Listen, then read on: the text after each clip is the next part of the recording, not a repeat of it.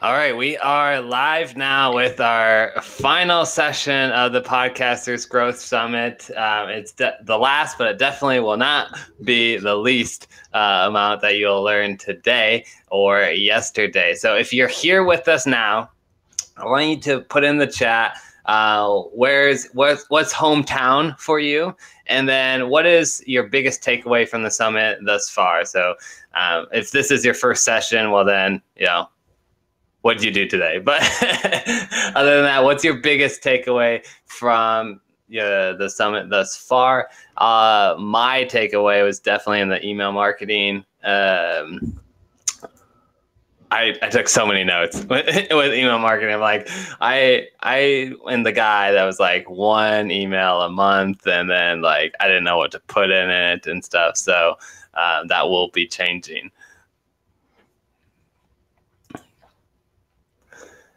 See, Elena's from Austin, Texas, and that there is a lot of room and audio in the future. It's a great shot in the arm. Mouthy Broad's from Nashville, Tennessee. Keep those coming. Again, thanks to Anthony for doing all the shout outs, alerts, and keeping everything behind the scenes on track. We got Rich from podcastersdirectory.com from Atlanta, Georgia. Darren from Nottingham, UK. That has to be late where you are, Darren. So thanks for joining us late at night.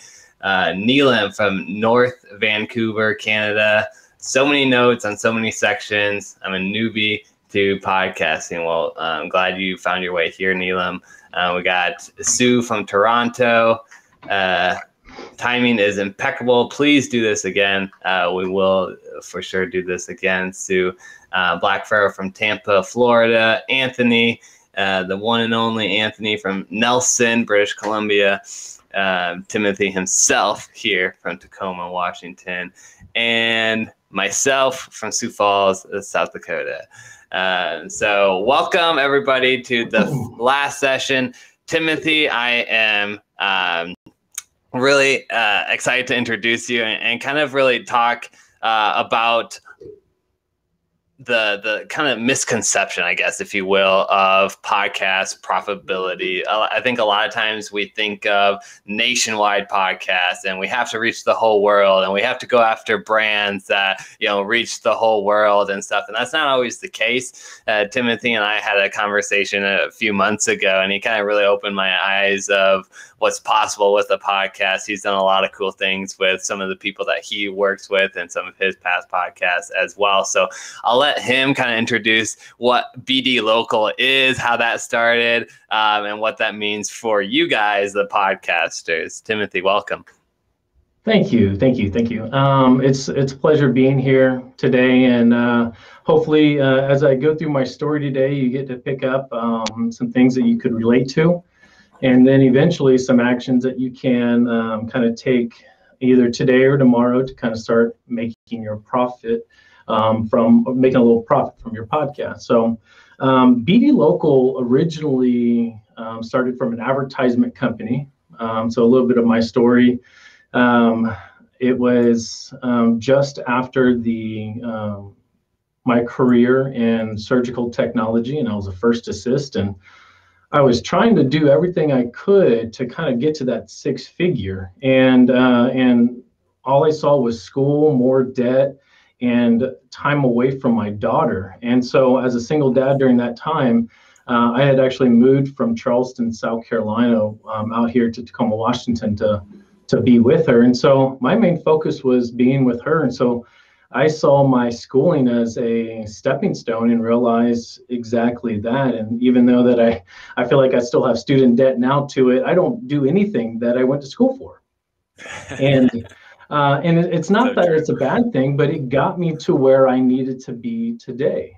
Mm-hmm. And so after the military, I excelled in my schooling. I graduated in honors. I was the president of my surgical program. Some fun stories with that is I got hired by Georgia Eye Bank. And so I was the one that used to actually surgically remove corneas and do full enucleations on the eye after recently deceased locals. And I would harvest their eyes for organ donation. And that's kind of what I did in the beginning of my surgical career. So I really enjoyed just being on top of, kind of having my own game plan, but still getting paid really well for doing what I do. I was on call, I was doing all this good stuff. But when I came out here to Washington and started fighting for my rights for my daughter, I just realized how much time I did not get with my daughter. And yes, I moved 3,000 miles away. I didn't know anybody here in Tacoma, Washington. And I started a new career. I was going through a divorce at the time. And it just seemed like I had every reason why I should have given up. But it was that exact time that I realized that I couldn't settle for what I had set myself up for. And so a lot of today is going to be a little bit about my story, and again, how we can profit from podcasting. And podcasting really came from a serendipitous moment. But to continue on, I just wanted to give you guys a little bit after I started my medical career, and this is where I actually met my wife. So every stepping stone of my path in the last probably 8 years, there's a reason for everything. So I started to search for those reasons why I was in a specific position. So after I met my wife, we solidified our relationship, and I wanted to create a life where I could hang out with her. So I wanted to create a life where I could take my daughter to school and pick her up from school, and where I had taken myself so far, which was I got out of the military, got into school, did really well in school, graduated. Now I had the job that I went to school for, and I still didn't like where I was at. So now what? I was introduced to network marketing at that point in time in my life. And I only say that because network marketing gave me the opportunity to realize that things are stepping stones. Self-education was huge, not just paying someone to teach me something that I wanted to learn from them, but what do I really need to learn in life for me to be a better person, to provide more for my immediate family and my immediate community. So network marketing taught me this. And so my wife and I, we went on, I think, like 15 vacations with this, network marketing group. And we started seeing the value of just the time that we had together. But at the end of that vacation, that 4 or 5 day vacation, we ended up having to go to back work. And so I didn't want to do that. I didn't want to keep having to go back to work because that's not where I was living my life. That's where I was paying my bills. So, and I want to fast forward. I left the medical job to do network marketing full-time, and then I re-enrolled into school to finish my bachelor's in psychology, because at that point in time I knew that I could use schooling and new people that went to my school to pitch them my network marketing. I could meet new people, and I wanted to learn, because this was my stepping stone at that time to become a master's in my field, which was to become a physician's assistant. And so I was a first assistant. At this point, my next step would be master's, a PA program. And so I was going to college here in Tacoma, UW Tacoma. And again, I was enjoying what I was doing, but I saw how even schooling was prohibiting me from making it to the next level that I wanted to. So I saw it as the wrong vessel. So I graduated. Now I'm in this fork in the road where the beginning of 2017, I either take my path with surgery, physician's assistant. It's 3 years of schooling, over $250,000 worth of schooling and debt, just to start all over again, or Uber. And so Uber was what changed my life. It was that vessel that allowed me to continue keeping my daughter out of daycare. It allowed me to make enough money so I could pay my rent and pay all my bills. And then it also taught me that hard work actually does pay off. So if I wanted to drive more, work longer hours, I could actually get paid more. But what surgery didn't allow me to do is I only could work a certain amount of hours, and then I had to clock out. We were done, and I couldn't make more money. And during that same time, what was really frustrating as a single father at the time was that I was actually getting assistance from the state for daycare, which was really cool. But then I was also paying child support. So in order for me to pay the child support, I had to work more. So I had to pick up a second and third job. But once I picked up that second and third job to pay for child support and all my bills, the assistance from the state went away. So this was stupid. So I had to figure out a way to make about $200 a week. So this is where Uber came into play. I didn't realize the power of rideshare right away. And so I was driving as much as I could during that time. In April of 2017, I married my wife. Probably one of the best decisions of my life, only because she allows me to become a better person. And you need those people in your life. I'm telling you, having the right people in your life are going to make it or break it for you. And if you aren't achieving your goals, and if you're not getting to the next stepping stone, it's probably because either yourself or the people around you holding you back. But anyway, so very blessed to have married my wife during that time.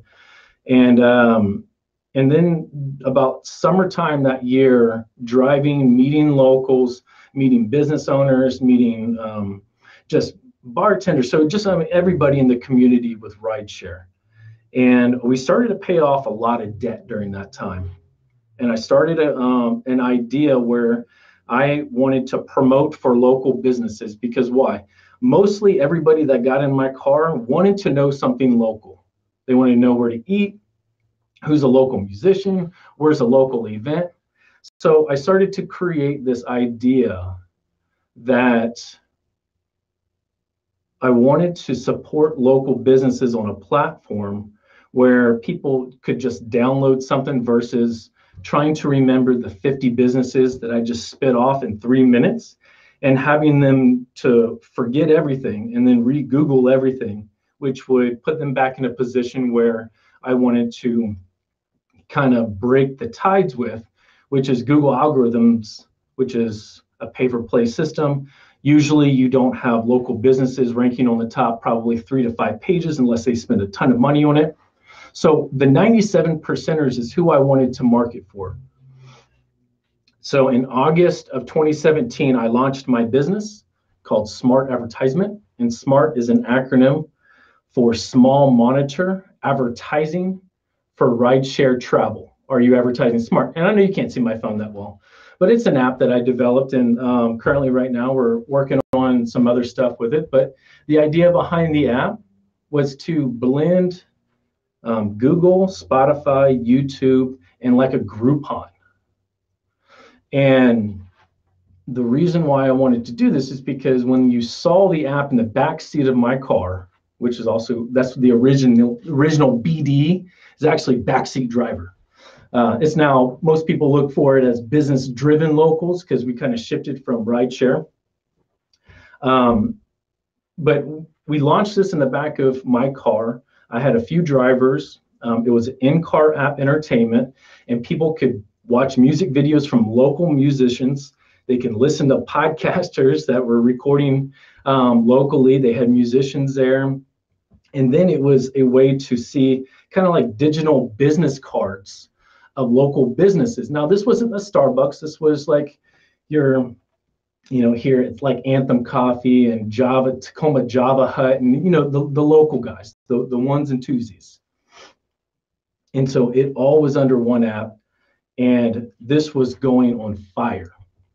Now, it's still a hidden giant to me because it's not as big as I thought it would be by then, but that's how visions go. But towards the end of 2017, my wife and I paid off enough debt that we now pulled her out of her full-time position.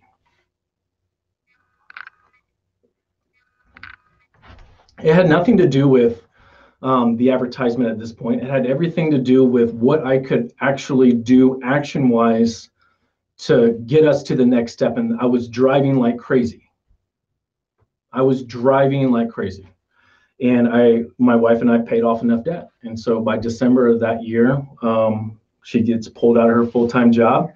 And she's a woman that probably had about 2 or 3 different jobs at all time. And her parents left her when she was about 16, 17, moved away, and she stayed here in Tacoma and with her older sister. And so she just knew hard work day in and day out. So it was a really blessing to have that in. And this was, we actually had this on the whiteboard at our house, and it was called Operation Sadie Freedom. So my wife's name is Sadie. So we wanted to do everything we could to eliminate the debt we needed. And so this was the action that we were taking. The turn of 2018, we started to meet just a ton of people. And one of the people that I met was a driver recruiter for Lyft, the other guys.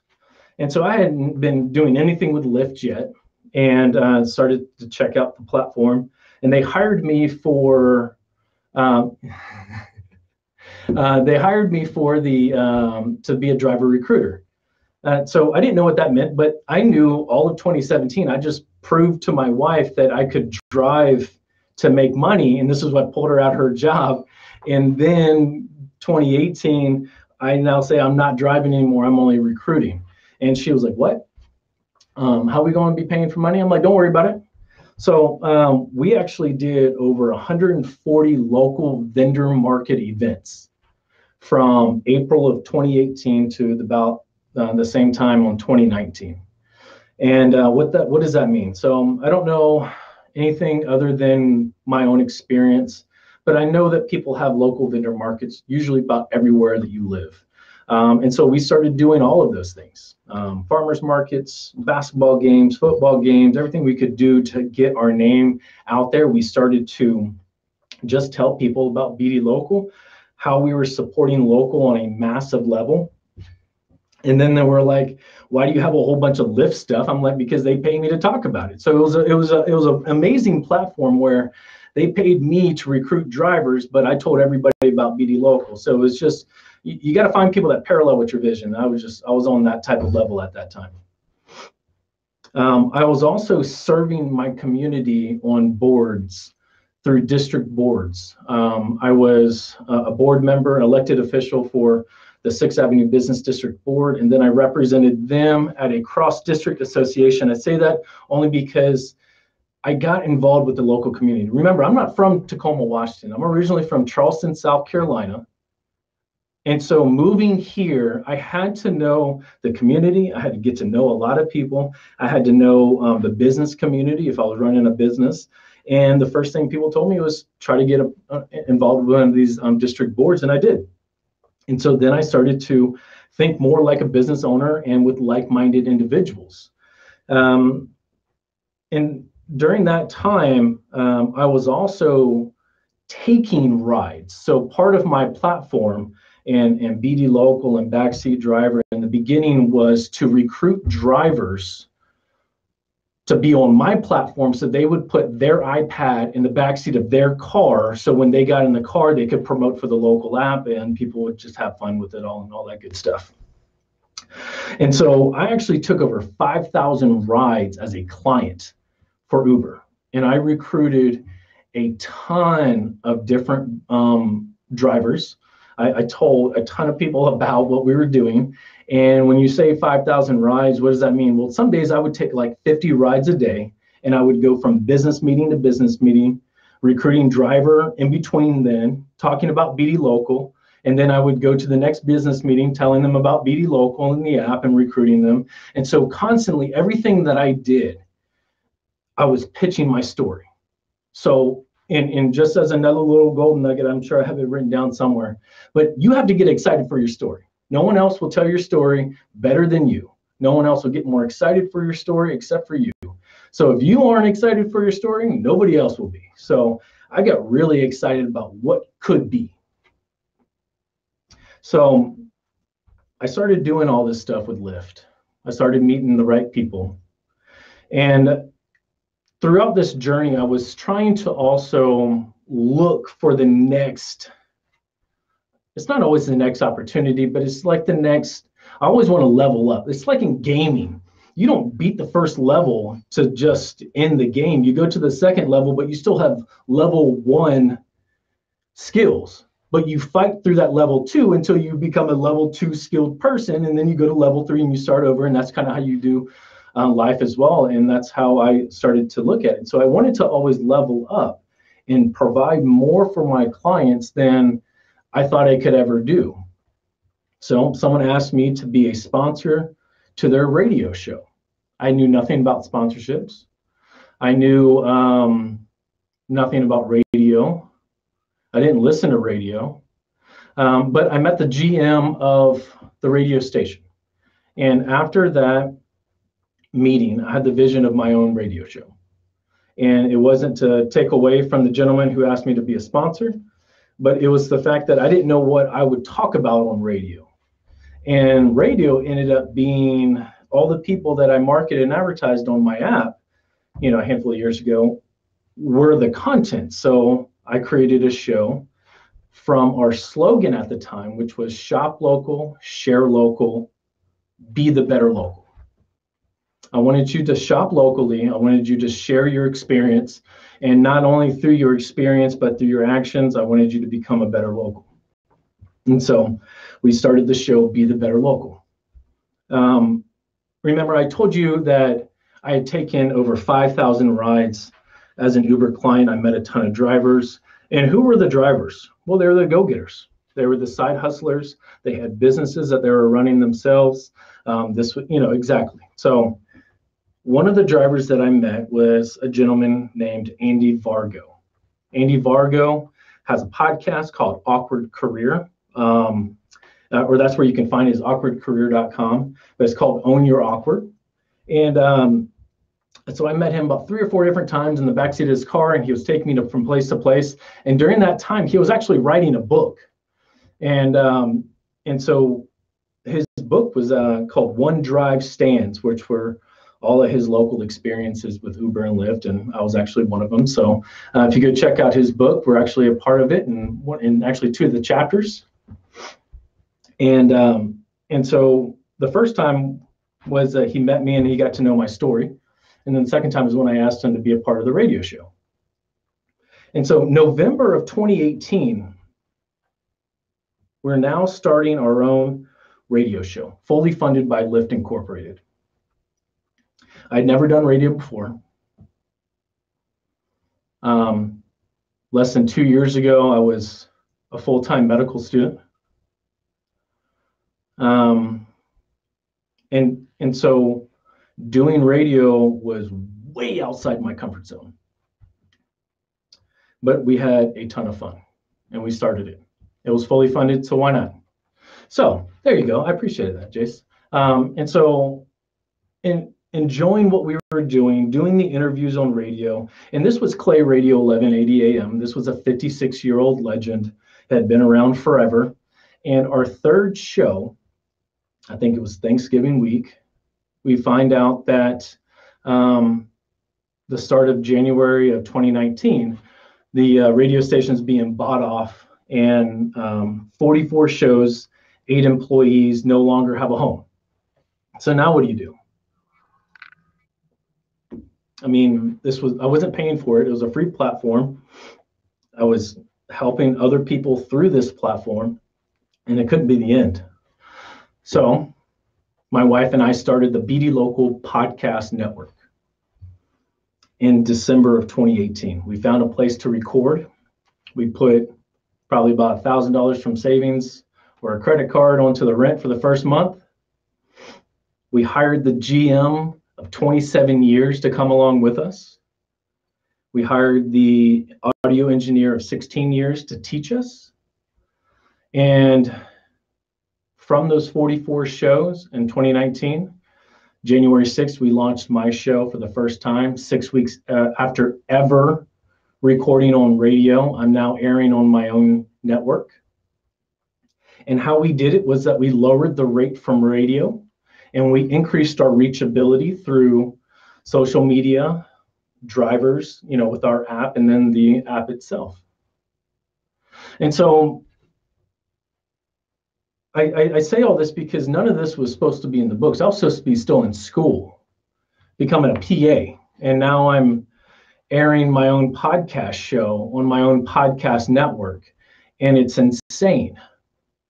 But it was everything that we were trying to do, which was to provide a platform for the 97%ers to be able to have a voice and continue their story, just like what we are doing today. So just to fast forward on 2019, we launched the network.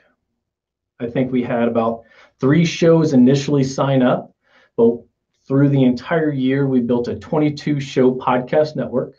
We reached a little over 500,000 people on social media alone.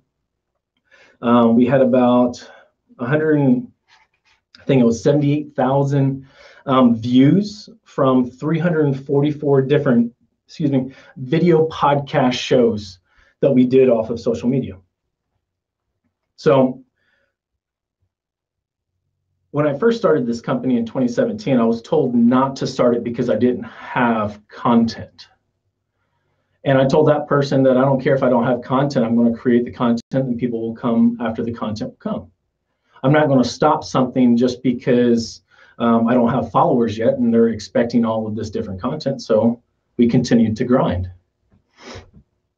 So now that was 2019, we're a full-fledged podcast network. We're reaching a bunch of people.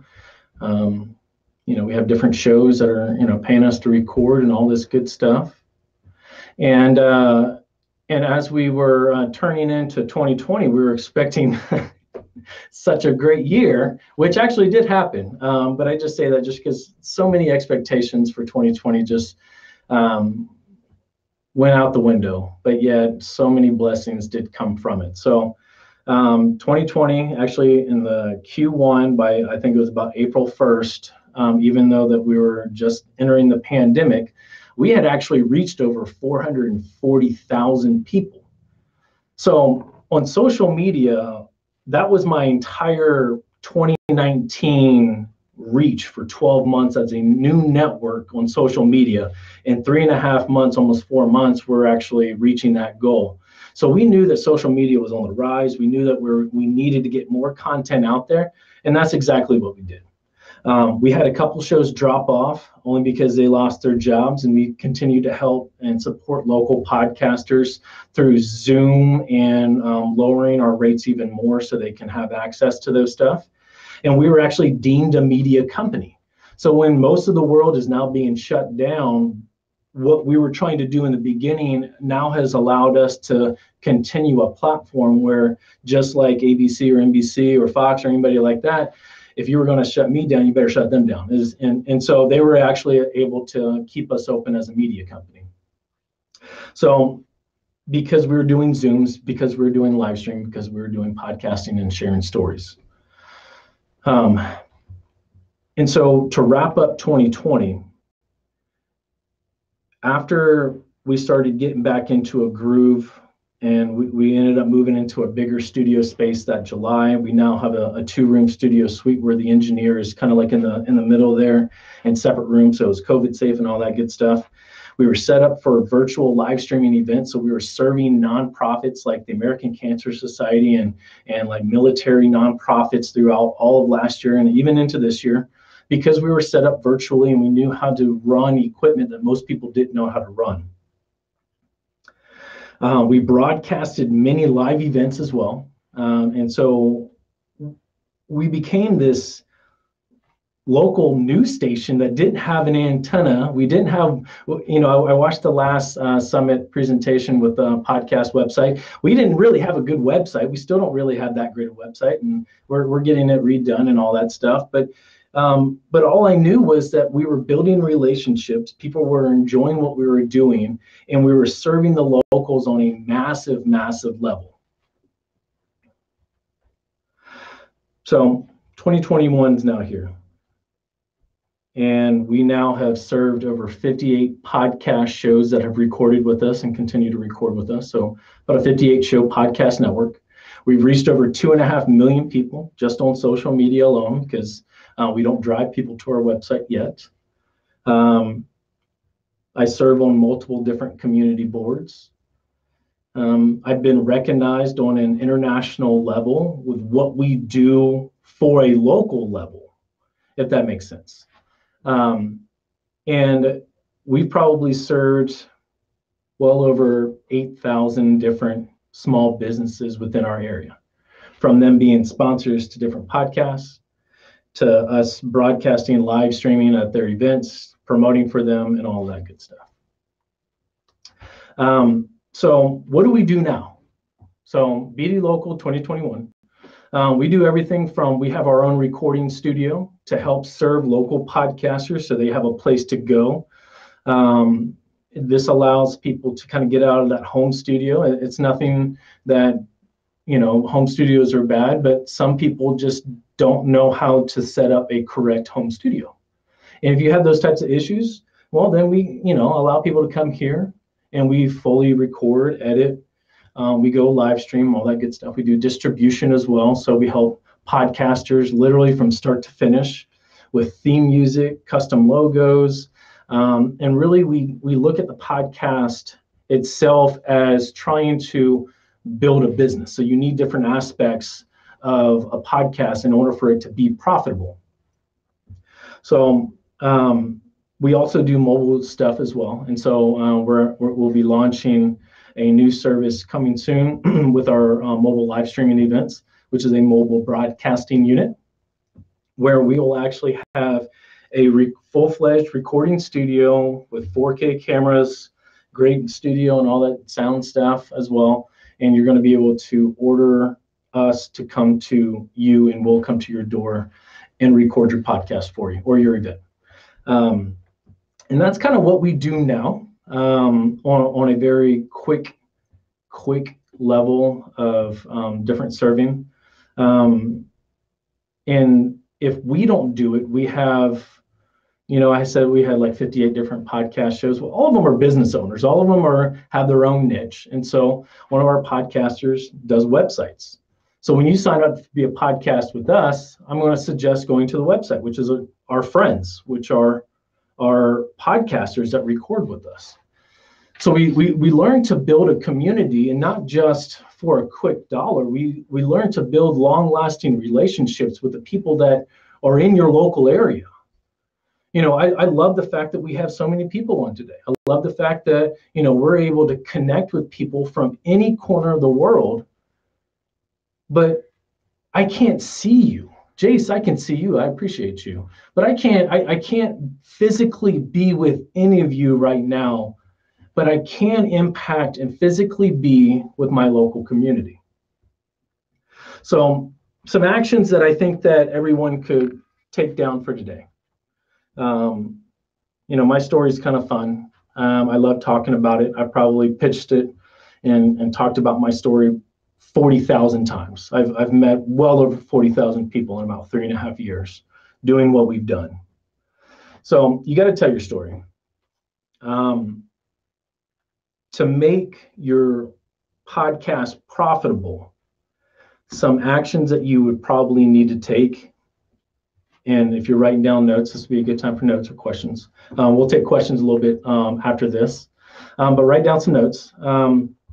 Immediately, write down 50 different local businesses that you already support.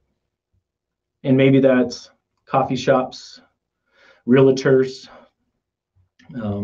t-shirt companies, local pottery places, pot stores if you're in a state that is legal with cannabis. And honestly, start with people that are local, because the biggest question that I get when people ask me about how do I monetize for my podcast, they're waiting on, like Jay said earlier, these national brands to be recognized. And no offense, but you're not a Joe Rogan yet. We're not a Gary Vaynerchuk yet. But guess what? It's not going to stop you from going to a local business, sharing their story, getting foot traffic into their door, and them turning around and budgeting marketing and advertisement dollars to sponsor your show. So write down 50 local businesses. Go visit them. Go visit them enough, if you don't know them, where they finally ask you, what are you doing? Like, how are you doing? And they ask you your name. And then you start a conversation, authentic conversations. And you tell them what you're doing. Well, I just love this coffee shop. I'm about to go record my podcast show. Start the conversation. And after you take the list of 50 podcast shows or 50 businesses or so, you start building the relationship. You got to ask them what they need. Now, people ask about profiting from the podcast. There's many different ways to do it. But honestly, the way that I've been able to do it was to remove myself from the situation, promote for other people, and they thank me by paying me to promote for them. And then that pays for my time for podcasting. So you got to have a budget for your podcast. So what's your budget for your podcast? How much does it cost for you to step away and record? How much is your subscriptions? How much is, your website that you are hosting from? How much does it cost you, to have a podcast? And then you got to add in your time. How much are you worth? How much are you currently being paid now? How much do you want to be paid? And so now you have a basic budget of how much you need to now raise to offset your cost of your show. And some people have more expenses than others, and that's totally fine. But this is going to be the basic start of what you need to do. And then you go to each one of those businesses. Say, hey, I have a podcast show. I want to be able to promote you and your business, either on the show or through paid ads. I saw that you had, and maybe you did see it, and this is something that I use often only because I see that businesses use paid ads. Hey, I saw that you had a paid ad running. I'd love to be able to promote for you on my show. And so then you ask if they have any budget. Do you have a marketing budget?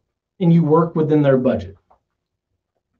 Because a lot of businesses, I would say, I've worked with businesses and currently I have sponsors that range from $50 a month, super small, one store juice company. And I know they make more money than they could spend. They have about $300 or $400 marketing budget a month.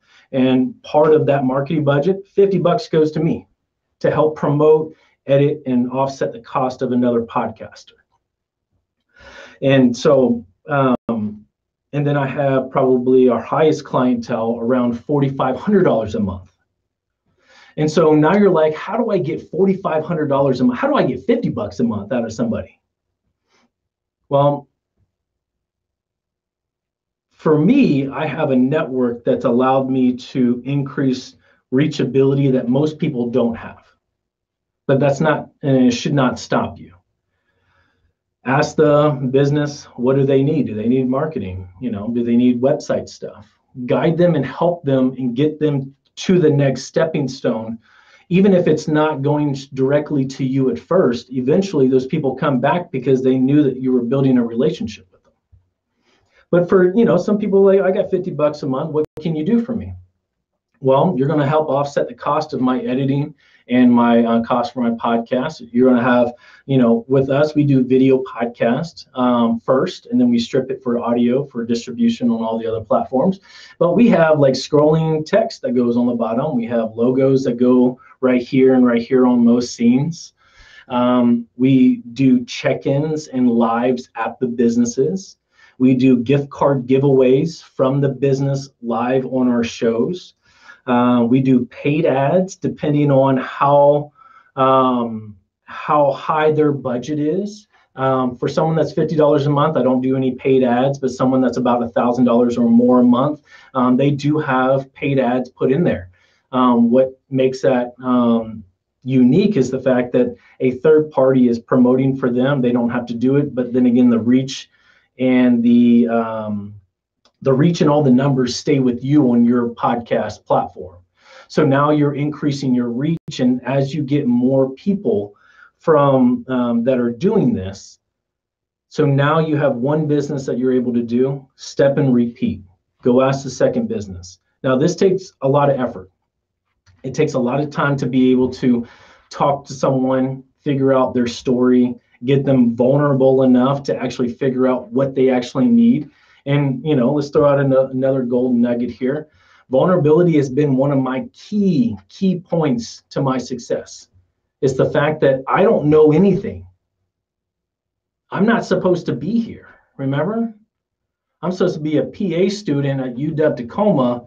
And if I would have stuck with that idea, I would have been stuck in a pandemic, no job, no podcast, and student loans out the debt and out the yin yang. So I want to be able to wrap some of this stuff up. Vulnerability, yes. Thank you, my friend. So vulnerability has been one of my things that if you learn, I've seen the biggest growth, and it could be success too, growth, stepping stones, when I stay outside my comfort zone. Because at that point, if I think that I can do it myself, then I don't need any of you. And if I don't need any of you, then I don't help grow any of you, and I don't serve any of my community. And it's only about me at that point. So I do everything I can to stay out of my comfort zone in order for me to ask for assistance from everybody within my community, because they are their own avatar. So to go back to some golden nuggets and some actions to take today, continue to ask and be a part of your local community. Go to Facebook, social media, and find groups that you can be a part of. Start a whole podcast. I'm just going to say it because I live in Tacoma. So Tacoma has a Tacoma community page. I have gone to different group pages that have 20,000, 5,000, 80,000, and I have offered my services so that Facebook group page could have their own podcast. What does that do? That increases our reachability by partnering with people already in the community, and it shows that you're willing to serve someone else on behalf of them versus you. It's been a crazy journey. It had nothing to do with me other than I was willing to serve other people. Let's see what else we got. Yeah, I appreciate it. Yeah, the divorce was hard. The divorce was hard only because I just see a couple of these notes here. Divorce was hard only because I knew nobody when I moved out here. I knew nobody when I moved to Tacoma, Washington. I spent, I think, over $30,000 in debt from lawyer fees, and again, I just had to keep my eye on the prize, which was a new life with my daughter, that I could prove to her who I was versus having someone speak death into my existence each and every day. And honestly, that's what's really built who I am now, because I had to become a better local. I had to become a better dad. I had to become a better father. I had to become a better person in order for me to attract the wife I have now, which I'm very blessed to have. So do something different today. Do something different in a sense where if you're having trouble making conversations with locals, introduce yourself to somebody. Go share your story. Don't be afraid to get out in front of the community, and hopefully, through the whole COVID stuff, we're still staying safe and everything. But at the same time, your story continues. And it's because of this story that's allowed me to now build a business that's allowed my family and I to now live 100% on our business. I no longer drive for rideshare. I stopped probably the start of COVID, but now it's 100% business. We're running it full time. We're launching some new fun stuff, staying on top of things, but always serving the community, always. And so with that being said, Jason, I want to open up the floor plan, last 15 minutes or so for questions, and anybody that has any of those for me.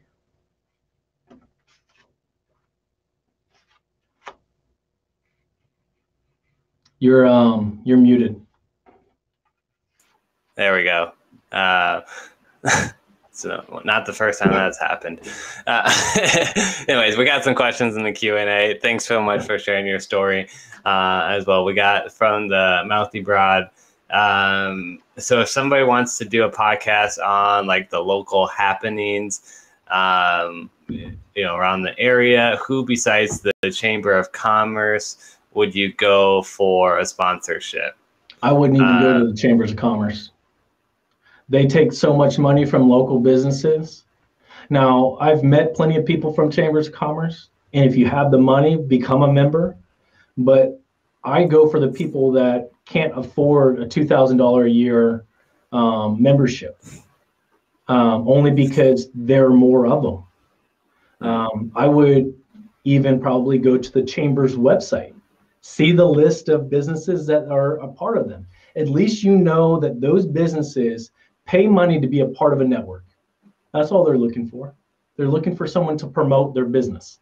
So what I would say is go to the Chamber's website. Don't become a Chamber member. Don't necessarily ask the Chambers to be a part of your network. Ask all the businesses that want help in the community and do more than the Chambers, and I guarantee you'll have people run into your door. Awesome. We got a question from Rich from the podcastersdirectory.com.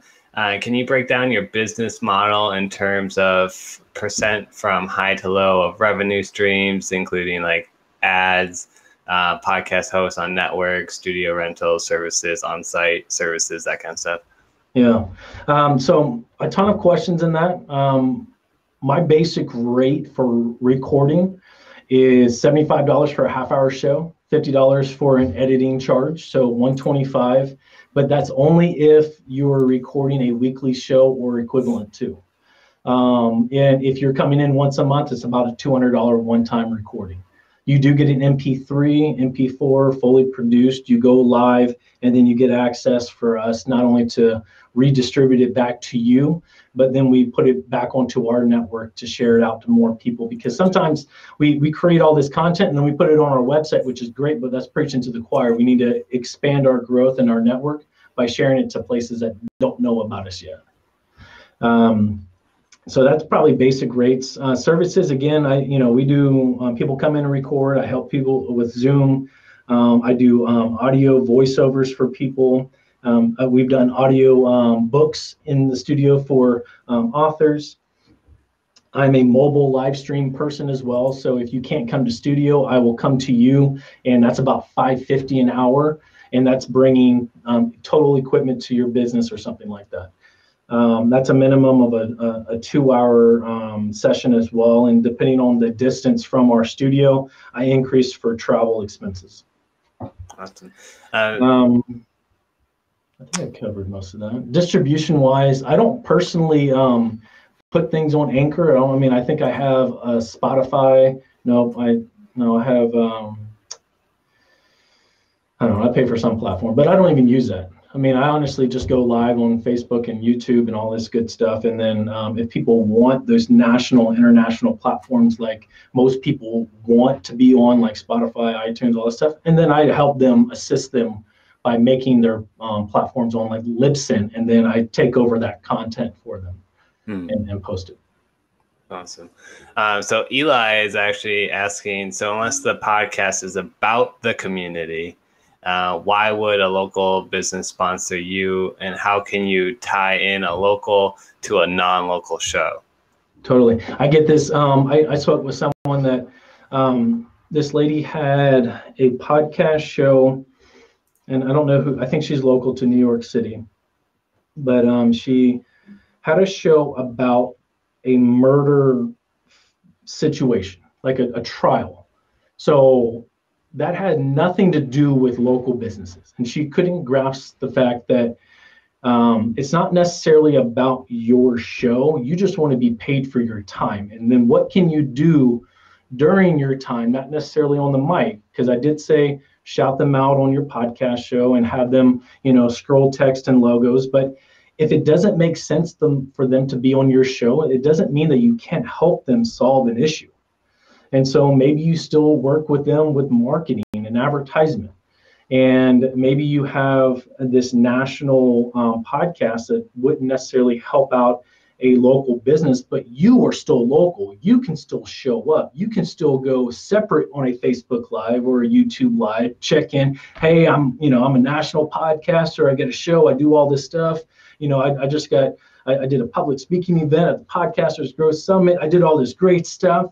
I want to be able to support your business. And if it doesn't necessarily make sense for you to be on the show, then I'd love to be able to still spread the word and help you wherever we can.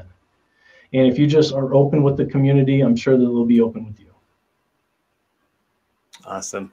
Yeah, and just kind of a quick follow-up story from that, and I don't mean to try to steal any spotlight here, but I have a podcast that I'm just launched a couple weeks ago called How to Make Money Podcasting, and I'm just interviewing people who are making money from their podcast.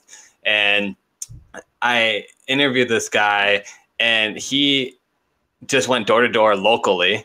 His podcast has nothing to do with local. It's about gaming and kind of like that comic sci-fi crowd, and didn't have a lot of listens. There's like 5 to maybe 10 downloads an episode. And he's like, but I walked into this pizza parlor and they're giving me, 2 free pizzas a week to put on their show. And I talk about the pizza on the show and stuff. But I think the key thing is that if you are a podcaster, like, you have influence in those around you, and it's not just who's listening to your podcast, but it's also who are your friends and family that respect you and that kind of stuff too. So just my 2 cents there. Yeah. And then, even if they're a national company and you're a local podcast, or vice versa, then just drop a Facebook ad to that local area.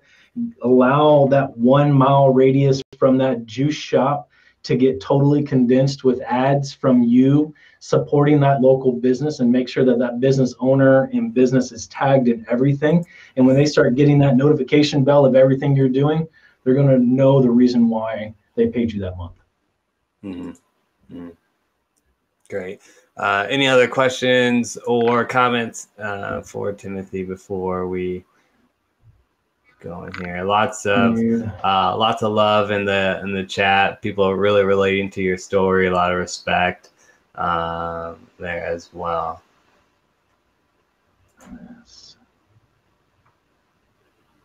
Yeah. All right. Yeah. I mean, and then I would just, again, get involved with your community, because at this point in time, again, we started the network in 2019. I've had a business since 2017. So in just 3 or 4 years, it's people now recognize us as a local outreach. I had the city of Tacoma reaching out for us to interview them because they're having an issue reaching the locals. So I'm able to provide a platform where I have more people watching our shows than most people are watching the city news. And so, again, that didn't happen overnight. It happened because I showed up, and I showed up everywhere, and I continue to show up. And then people just realized that maybe I should just figure out this guy's story. Yeah. What about live versus pre-record? Honestly, if you have OBS, it don't matter. I mean, if you go live on Facebook, I still use OBS on most of our stuff, but live is fun. What is OBS, just for anybody? Good question. I don't know the acronym, but download it. It's a software that allows you to go live from the software, either a pre-recorded video and or a live video. Gotcha. And it sends to different streaming networks like Twitch and Facebook and YouTube and that stuff. So you're able to kind of layer your scene in order for you to have a sponsored video. There's a lot of fun stuff that you can do with it, but it's been fun stuff. But the pre-record, the great thing about pre-record, you can sit there and comment live while it's happening, even though it's kind of creepy because they're watching you deliver a podcast, but then you're also responding. But at the same time, you can have your feet kicked up and have your show rolling without you having to be in studio. Live, it kind of gives a little nerve-wracking to your clients, a little bit, at least what I've seen. But again, you just remind them that it's just a simple conversation, and we're here to tell your story. And then mostly people fan out and start enjoying it. Awesome. Elias asks if you're writing a memoir. I should. I don't think I have enough yet. If I brought in some of my past, I think I would have enough. But again, this has been such a fun journey. It's been a crazy journey. I never thought that I would be doing any of this stuff. And honestly, again, when I keep referring back to my past, is the fact that, even today, I'm not supposed to be speaking at events like this. I'm not supposed to meet great people like Jace here that are doing these things, that are becoming leaders in the community. But I chose not to settle. And I chose that I think Jim Rohn had it best, for things to change, you have to change. You have to do something different for you to live a different life. And honestly, I just was refusing to settle, and I wanted to have a life where my daughters had memories of me, because I lacked the memories from my father. And it's a motivational factor. You have to have a why that's bigger than any excuse. And sometimes I get lazy as hell, for sure. But there's those times that I am on a crazy rampage, because I know that there's certain times for rest and certain times for grinding, and you have to notice those and you have to take the action needed, because if not, then you end up with the same result as yesterday. Awesome. Well, we're out of time here, Timothy, but thanks so much for being a part of the Podcasters Growth Summit, being vulnerable with us and sharing your story. And to the audience, thanks for the interaction. Thanks for the chat. Thanks for sticking with us through the whole day. If you've been here the whole day, let us know in the chat. And you guys are the superstars there. As well. So you'll be getting a few emails from me throughout the next few days. One will be highlighting our sponsors. A couple will be talking to you about the replays, and if you've ordered those, or if you want to get those, where you can do that. And then you will get one that says asking you to just review the whole summit in general, giving me feedback. So when we do this again, that it becomes, even a better event, a bigger event, a more interactive event, and more value to you guys. So just be on the watch for those. I will be in the lounge for the next probably like 10 minutes, 10 to 15 minutes or so. I got to go pick up my 2-month-old, not 2-month-old, but 2-month-old son. So I'm not going to stay too long, but I will be in the lounge for the next 10, 15 minutes. So if you want to give feedback in person or connect with me, I definitely appreciate that as well. So Timothy, thanks for being the anchor speaker of the Podcasters Growth Summit, and we'll talk to you guys later. Yeah, thanks, Jace, for having me on. Thank you, everyone, for tuning in, and I can't wait till the next one, man.